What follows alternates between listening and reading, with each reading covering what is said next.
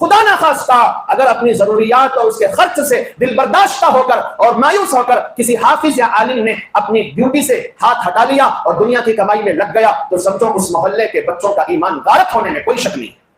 إذا ألقى الزمان عليك شرا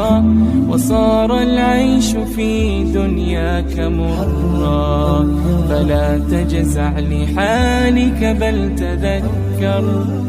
رمضان میں ہم بہت زیادہ خرچ کرنے والے بنتے ہیں، زکاتیں نکالتے ہیں، صدقات دیتے ہیں، لیکن یاد رکھو یہ زمانہ وہ زمانہ ہے جس میں ہماری نئی نسلوں کے ایمان کے لالے پڑنے والے ہیں، ہماری نئی نسلوں کے ایمان پر ڈاکے پڑنے والے ہیں، اور اس ایمان کو بچانے والی جماعت کا نام علماء ہیں، حفاظ ہیں، مدرسین ہیں، مکاتب میں پڑھنے پڑھانے والے اساتذہ ہیں۔ یہ وہ جماعت ہے جس میں علماء ہیں، مسجد کے ائمہ ہیں، مدرسوں میں بیٹھ کر قال اللہ قال رسول کی صدائیں بلند کرنے والے مدرسین ہیں، چھوٹے چھوٹے مکتبوں میں بیٹھ کر اللہ اس کے رسول کی تعلیم دینے والے، توحید اور رسالت اور آخرت کی تعلیم دینے والے یہ اساتذہ ہیں۔ یہ وہی لوگ ہیں جو آپ کی نئی نسلوں کے ایمان کو بچانے کا کام کر رہے ہیں۔ تو لہٰذا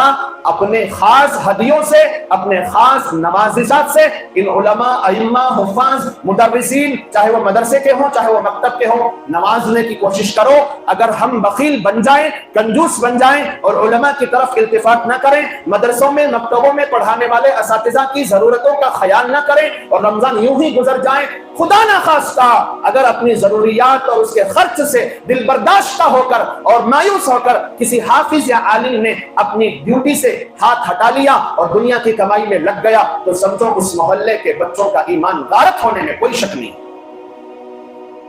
میں بہت سوچ سمجھ کر دور کا دیکھ کر آپ کو ایک بات بتانے لاؤں، جتنے بھی علماء ائمہ ہیں، معمولی حفاظ جن کو آپ سمجھتے ہیں، آج ان کی بھی اشد ضرورت ہے۔ ایک ایک حافظ کی قدر اتنی ہو گئی ہے جو ہیرے سے بڑھ گئی، ورنہ یہ لوگ اگر اپنے کام میں ڈھیلے پڑ گئے اور اپنے کام سے ہاتھ ہٹا لیے تو یاد رکھ لو ایک 15-20 سال کے زمانے کے بعد آپ کے گھروں میں عبد الرحمن، عبد الرحیم نہیں بلکہ کون، لنگپا، منیپا پیدا ہوں گے۔